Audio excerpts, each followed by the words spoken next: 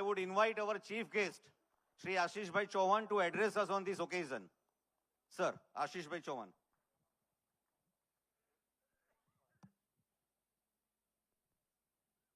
Thank you. અહીંયા આવીને ઘણી આનંદની લાગણી અનુભવું છું. 1985માં મેં છોડ્યું હતું દિવાન બલ્લુભાઈ.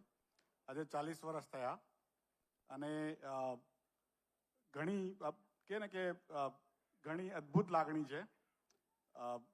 જેવી રીતે ઉર્વિશભાઈએ કીધું કે જે બી આપણે બનીએ અલ્ટિમેટલી જે પાયો હોય એ મજબૂત હોય તો આપણે લાંબા ગાળે જઈ શકીએ. તો જે પાયો દિવાન બલ્લુભાઈએ આપણા બધામાં નાખ્યો છે તેને કારણે ઘણી વાર તક મળે તો આપણે પણ આગળ જઈ શકીએ. એટલે વ્યક્તિની મહત્તા નથી, પણ જે સંસ્થાએ આપણને સ્વીકાર્યા, જે સંસ્થાએ આપણને કે શાળાએ મને શું આપ્યું, તો શાળાએ મને એક રીતનું એક્સેપ્ટન્સ આપ્યું કે ગમે એવો લગર વગર હતો, કોઈ દિવસ હજી સુધી ખબર નથી કે કયા કપડાં પહેરું છું. મારી બહેન મારાથી 2 વર્ષ મોટી હતી, આપણી સ્કૂલમાં હતી. અત્યારે અમેરિકા છે. આટલા વર્ષોથી મને 58-57 થવા આવ્યા. હજી આટલા વર્ષ સુધી 57 વર્ષ સુધી એ જ મારા કપડાં મોકલે છે.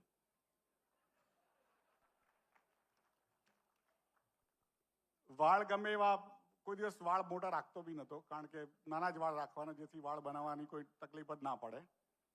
અને સ્કૂલે બહુ સાચવી લીધો કે સ્કૂલમાં જઈએ ના જઈએ, પાછલા દરવાજેથી નીકળી જઈએ.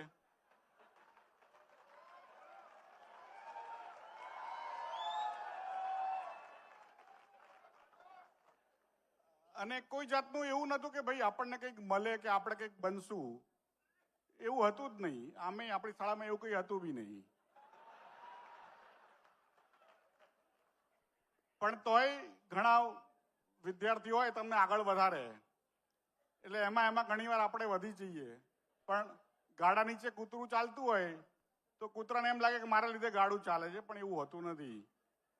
એટલે એકચ્યુઅલી 12મા ધોરણની પ્રિલિમિનરીમાં મને કોઈ ખાસ બહુ મહત્વ આપે નહીં, અને મારે જોઈતું બી નહોતું, હજી નથી જોઈતું. પણ 12મા ધોરણની પ્રિલિમિનરી પરીક્ષામાં મારો પહેલો નંબર આવ્યો. કેવી રીતે આવ્યો ખબર નથી, સાયન્સમાં. એટલે હજી સુધી મને ખબર નથી પડી કે કોણે મારું પેપર લખેલું. પણ જેણે બી લખ્યું હોય એમાં એની પહેલા મારા એક મિત્ર જે આવેલા છે, ઉત્કંઠ ભંડારી. ઉત્કંઠ ક્યાં છે ભાઈ? એ બહુ હોશિયાર વ્યક્તિ, અને 7મા ધોરણમાં એ રેડિયો બનાવતો હતો. એ વખતે રેડિયો બનાવો એટલે બહુ અઘરું કામ હતું. આપણો નોર્મલ રેડિયો નહોતો ચાલતો, એ પોતાનો બનાવીને ચલાવતો હતો. એટલે એને આઈઆઈટી જવાની ઘેલછા ઉપડી. હવે એને માટે કોક બીજો બકરો જોઈએ, એટલે એણે બધાને પૂછ્યું કે ભાઈ કોણ ભરશે, અને આપણે એવું રમતિયાળ કે ભાઈ તું કરતો હોય તો આપણે કરશું. એટલે એણે મારું ફોર્મ ભર્યું ને એનું ફોર્મ ભર્યું, આઈઆઈટીના પરીક્ષા આપવાનું. અને ખબર નહીં પરીક્ષા ઇંગ્લિશમાં આપવાની, આપણે કક્કોય ના આવડે. ઇંગ્લિશના પિક્ચરો જોવા જઈએ મધુરમમાં, પણ કેવા બ્રુસલીના.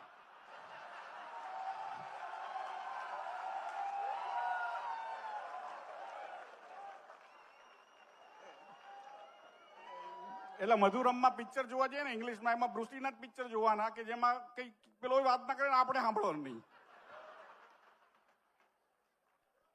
અને પછી તો તોફાનો થયા 1985માં અનામતના, અને પછી તો બધું જાત જાતનું તોફાન થયું. એમાં અમારી જે આઈઆઈટીની પરીક્ષા હતી ને, એટલે 12મા ધોરણની તો પરીક્ષા મોડી થઈ ગઈ, પણ આઈઆઈટીની પરીક્ષા ટાઈમ પર હતી, કારણ કે નેશનલ હતી. પણ કે હવે અમદાવાદમાં નહીં આવે, મુંબઈમાં આવશે. એટલે અમારે ત્યાં અંજલિ સિનેમા પાસે અમે રહેતા, હજી રહીએ જ છે, તો ત્યાં વધારે તોફાનનું જોર. એટલે મારા ફાધર કે હવે ઉત્કંઠ આવ્યો છે, સારો છોકરો છે, એ મુંબઈ જાય તું એની સાથે જતો રહે, નહીં તો તને પકડીને લઈ જશે પોલીસવાળા. એટલે એની સાથે બસમાં બેસી ગયા અને કલ્યાણ રહ્યા. 2 જણા કંઈ ભણ્યા તો હતા જ નહીં, કારણ કે આમે ઇંગ્લિશ કંઈ સમજવાનું નહોતું. એટલે મુંબઈ જોયું.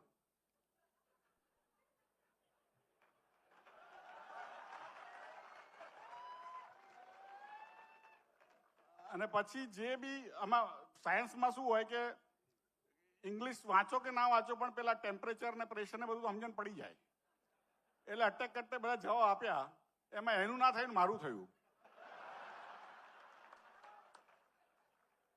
પછી એ વલ્લભ વિદ્યાનગર ગયો અને હું મારી પરીક્ષા એટલે આઈઆઈટીમાં મારે પહેલું એડમિશન થયું પછી પરીક્ષા થઈ 12મા ધોરણની લગભગ સપ્ટેમ્બરમાં પતી. પછી હું આઈઆઈટીમાં ગયો અને આપણને ઇંગ્લિશ આવડે નહીં અને પેલા લોકોને કંઈ બીજું ના આવડે.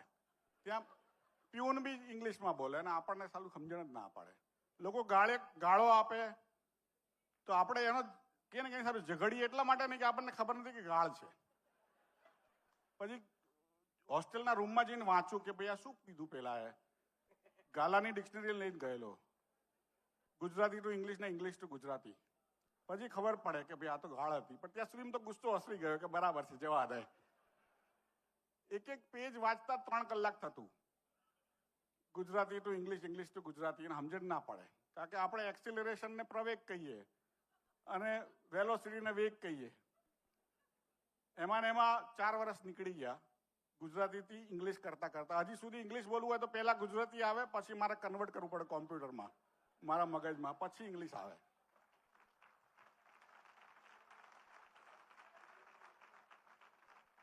પણ સ્કૂલમાં એવી સંસ્કાર આપેલું કે ભાઈ જે હવે પહોંચી વળીશું એમ. કોઈ બી એક્ઝામ હોય પાછા નહીં પડવાનું, ભલે ના આવડતું પણ લખી આવવાનું ખરું. એટલે ત્યારથી સિદ્ધાંત કે વગર આવડે બી આપણે ગમે ફાડી એમ કે ફળવાફાઈ કરી શકીએ. ત્યારથી અત્યાર સુધી ચાલેલું છે અને ઘણું ચાલ્યું, એમ લાંબુ ચાલ્યું.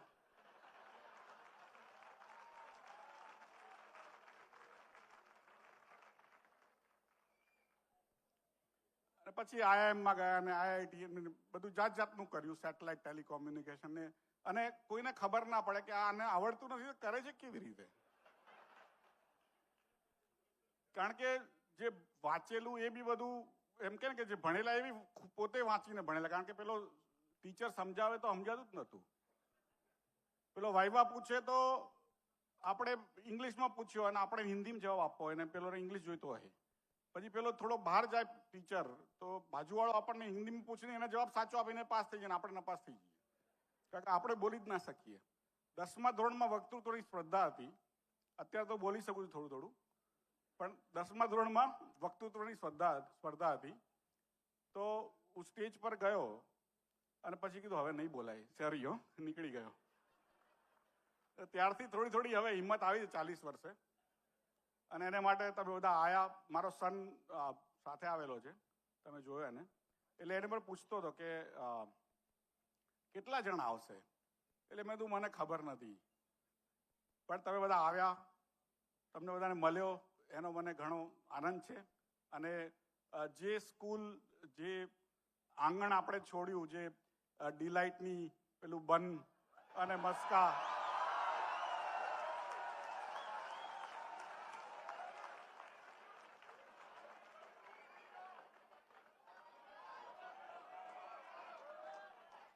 જે ચણી બોર ખાતા હતા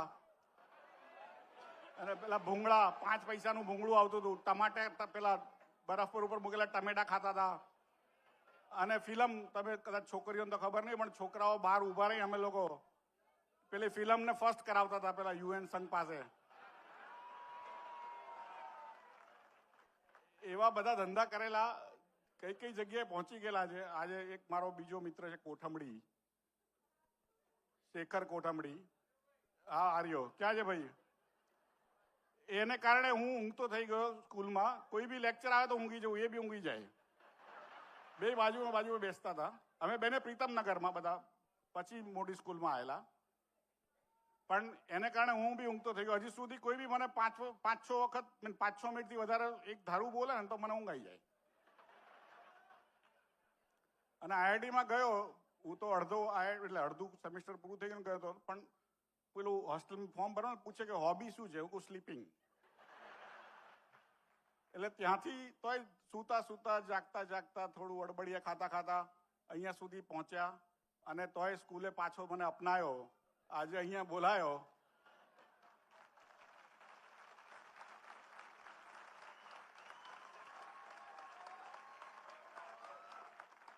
અને બહુમાન કર્યું.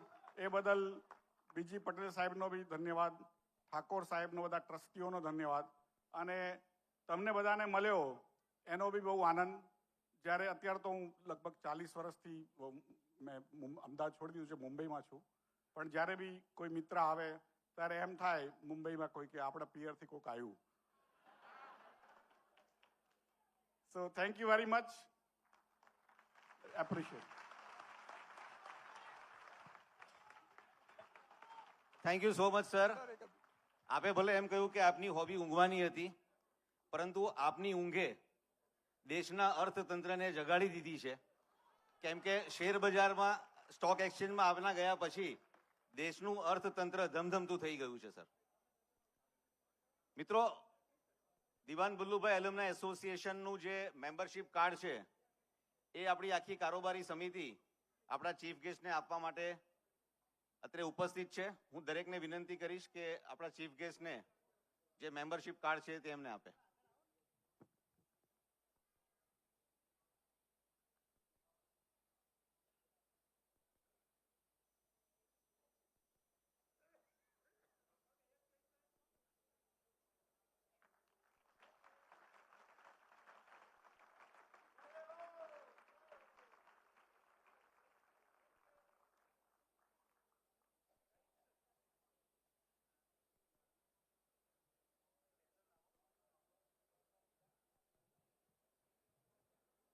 ખૂબ ખૂબ આભાર.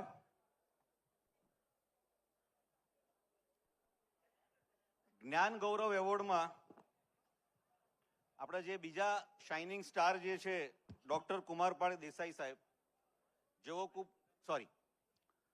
એક આ બધી વાતો કહેવામાં એક વસ્તુ ભૂલાઈ ગઈ, જે પુરુષભાઈએ કીધું કે આ બધું તો બરાબર હતું, પણ તમે કામની વાત ના કીધી. તમને જેના માટે બોલાય તમારે કહેવું જોઈએ. એટલે બેઝિકલી કામની વાત એ છે કે ફાઇનાન્શિયલ લિટરસી એટલે ફાઇનાન્સ કેવી રીતે સમજવું એના વિશે એનએસસી ઘણા કાર્યક્રમો કરતી હોય છે, અને ખાસ કરીને આપણા જે એલ્યુમની એસોસિએશન માટે છે એને માટે બી આપણે જ્યારે બી ફાઇનાન્શિયલ સેક્ટરમાં શું ના કરવું, કારણ કે લોભને કારણે આપણે ઘણી વસ્તુ ખોટી કરતા હોઈએ છીએ, ખોટી જગ્યા ભરાઈ જતા હોઈએ છીએ. તો કેવી રીતે વસ્તુને વિચારવી અને શું કરવું એના માટે બી આપણે કાર્યક્રમો કરશું. પણ મોર ઇમ્પોર્ટન્ટલી કે જે આપણા વિદ્યાર્થીઓ છે એમને આગળ જઈને ફાઇનાન્શિયલ લિટરસી માટે સમજણ પડે, પણ એમને ફાઇનાન્શિયલ સર્ટિફિકેશન, જેવી રીતે એનએસસીમાં બ્રોકર બનવું હોય, કે બ્રોકરના એમ્પ્લોયી બનવું હોય, કે મ્યુચ્યુઅલ ફંડના એજન્ટ બનવું હોય, કે ઇન્સ્યોરન્સના એજન્ટ બનવું હોય, એને માટેનું જે બી ભણાવવાનું હોય એ એનએસસી આપણા સ્કૂલના છોકરાઓને ભણાવશે. એમાંથી જેને બી એક્ઝામ આપવી હશે એ પણ એની બી ફીસ એનએસસી ભરશે, અને જે છોકરાઓ પાસ થશે એમને મ્યુચ્યુઅલ ફંડના એજન્ટને બધું ઓટોમેટિક બનાવશે. તો જેથી કરીને જ્યારે વિદ્યાર્થી છોકરો કે છોકરી હોય એમને પોતાની ઇન્કમ ઊભી કરવી હોય તો આ રીતે એકવાર 18 વર્ષની ઉંમર થયા પછી એ લોકો પોતાની રીતે આ ધંધા કરી શકશે. એને માટે ઉર્વિશભાઈને ખબર છે કે આ બધા કામો હું ઘણા કરતો હોઉં છું, ઘણીવાર ભૂલી બી જતો હોઉં છું, મોટાભાગનું ભૂલી જતું હોય છે, એટલે એમણે યાદ કરાવ્યું કે ભાઈ આ બધું આના માટે તમને બોલાયેલા, બાકી તો બધું બરાબર છે. એટલે આ આપણે સ્કૂલમાં હવે આપણે આ ચાલુ કરવા જઈ રહ્યા છીએ.